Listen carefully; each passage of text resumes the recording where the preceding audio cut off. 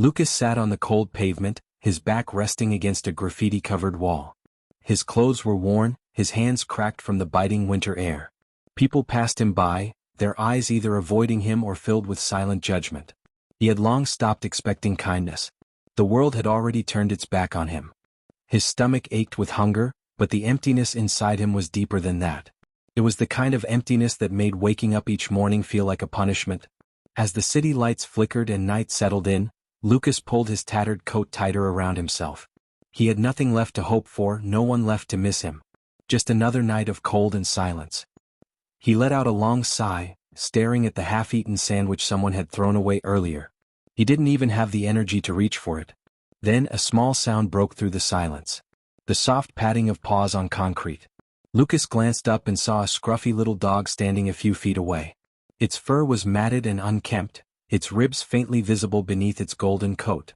The dog tilted its head, dark eyes filled with an unusual warmth. Lucas looked away. He had nothing to offer, not even himself. But the dog didn't leave. Instead, it took cautious steps forward, sniffing the air before settling down right beside him. Lucas tensed. Why wasn't it running off? Strays usually kept their distance. He turned his head slightly, meeting the dog's gaze. Those eyes weren't just pleading for food. They were searching for something deeper, connection. Lucas let out a bitter chuckle. "You picked the worst company, buddy," he muttered, his voice rough from disuse. The dog didn't flinch. It simply curled up next to him, pressing its small, warm body against his side. For the first time in years, Lucas felt something other than despair. The weight of another living being leaning against him, trusting him without question, stirred something deep inside. Slowly, hesitantly, he reached out and placed a shaky hand on the dog's head. It didn't pull away. Instead, it closed its eyes and let out a soft sigh, as if it had finally found a home. Lucas swallowed the lump in his throat. He hadn't felt warmth like this in so long.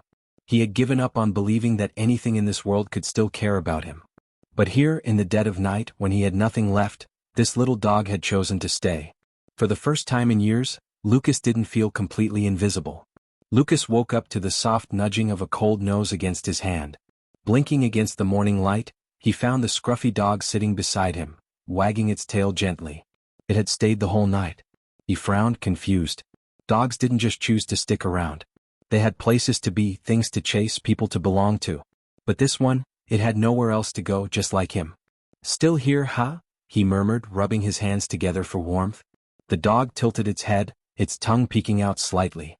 Lucas reached into his coat pocket, pulling out the last piece of stale bread he had saved. He hesitated before breaking it in half. "Here," he said, placing one half on the ground. The dog sniffed it before eagerly eating, tail wagging even faster. A chuckle escaped Lucas's lips. He had never been much of a dog person before, but something about this little creature was different. It wasn't just looking for food, it was looking for him. As the morning rush began, people hurried past, barely noticing the pair huddled in the corner. Lucas had grown used to their indifference, but today he didn't feel as invisible. The presence of the dog beside him made the loneliness less crushing. Hours passed. The dog, Lucas found himself calling it Rusty because of its reddish-golden fur, didn't leave his side. It followed him when he wandered, curled up beside him when he rested. It stayed even when he had nothing to offer. A woman walking by with a coffee paused. "Cute dog," she said, fishing something out of her bag. She pulled out a half-eaten sandwich and handed it to Lucas. "Here. For both of you." Lucas stared at her in shock. No one ever stopped. No one ever cared. Rusty perked up at the food and Lucas hesitantly took it. Thanks," he mumbled, unsure how to respond. The woman smiled softly before walking away. Lucas tore a piece of the sandwich and gave the first bite to Rusty. He wasn't used to sharing, but something about the way Rusty looked at him, as if he was the most important person in the world, made it feel right. That night, Lucas and Rusty sat together under a flickering streetlight. The city bustled around them, cars honking, people laughing, but in their little corner, it was just them. Rusty rested his head on Lucas's lap, letting out a content sigh. Lucas exhaled slowly. For the first time in a long time, he didn't feel completely alone. Days passed and Rusty remained by Lucas's side like a loyal shadow. The little dog followed him wherever he went, through rain-soaked alleys and sunlit streets, never once straying too far. Lucas found himself talking to Rusty more than he had spoken to another person in years. "You know, buddy, I wasn't always like this," he murmured one evening as they sat outside a closed bakery. Rusty tilted his head as if listening. I used to have a job, a home. Things were different. Lucas sighed and ran a hand through his messy hair. The memories were painful to think about. Life before the streets felt like another lifetime, one that no longer belonged to him. But somehow, Rusty's presence made it easier to remember, not as a source of regret, but as a reminder that he had once been more than just another nameless face in the crowd. But survival on the streets was unforgiving. Food was scarce and shelter was even harder to come by. Some nights, Lucas and Rusty huddled under store awnings, shivering against the cold. Other nights, they were chased away from places they tried to rest. Lucas had grown used to being ignored or looked down upon, but Rusty had a way of breaking through the barriers people built. One afternoon, Lucas sat outside a busy cafe with Rusty curled up at his feet. The smell of fresh pastries made his stomach twist with hunger. He hadn't eaten in over a day. A well-dressed man walked by and stopped, eyeing Rusty. Is this your dog? The man asked, pulling out a sandwich from a paper bag. Lucas hesitated. Yes he is. The man nodded and placed the sandwich next to Rusty. He looks like he's in better shape than you. Lucas let out a dry chuckle as Rusty eagerly sniffed the food. Yeah, well, he deserves it. The man didn't say anything else, just gave a small nod and walked away. Lucas let Rusty eat first, then took what was left. It wasn't much, but it was enough. That night, as Lucas and Rusty lay beneath a bridge, listening to the distant sounds of the city, Lucas realized something. He had spent so long believing he had nothing left to live for. But now, looking at Rusty curled up beside him, he knew that wasn't true anymore. For the first time in years, he had a reason to keep going. Lucas woke up to the soft warmth of Rusty pressed against him. The early morning air was sharp and cold, but having Rusty there made it bearable. He stretched his stiff limbs and looked around. Another day of uncertainty awaited, but at least he wasn't facing it alone.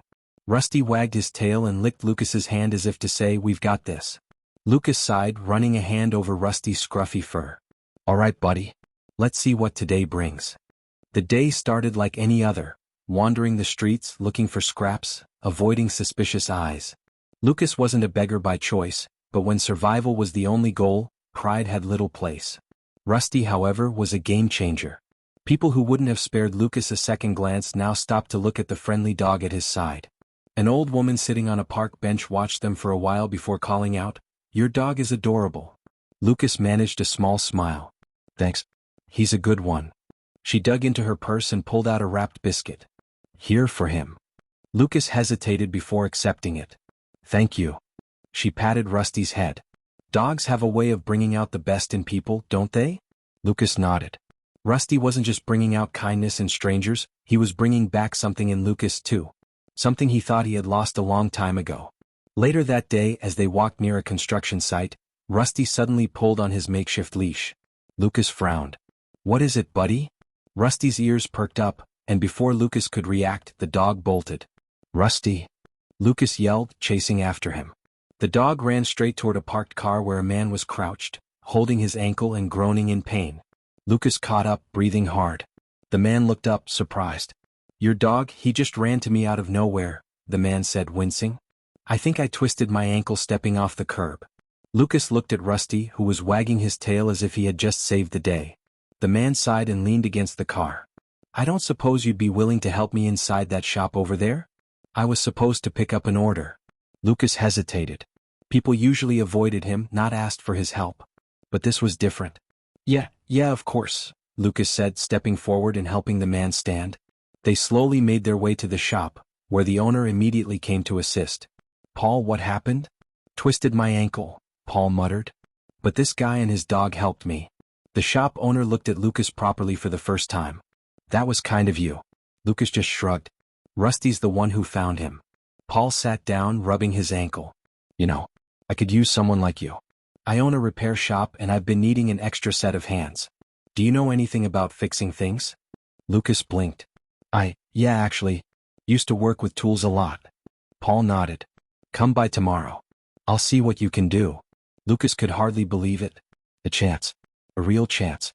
He looked down at Rusty, who was staring up at him, tail still wagging. Maybe, just maybe, things were about to change. The next morning, Lucas stood outside Paul's repair shop, feeling a nervous energy he hadn't felt in years. Rusty sat beside him, his tail thumping against the pavement, as if sensing that today was important. Lucas took a deep breath and stepped inside. Paul was already there, sitting behind the counter with a brace around his ankle. He looked up and grinned.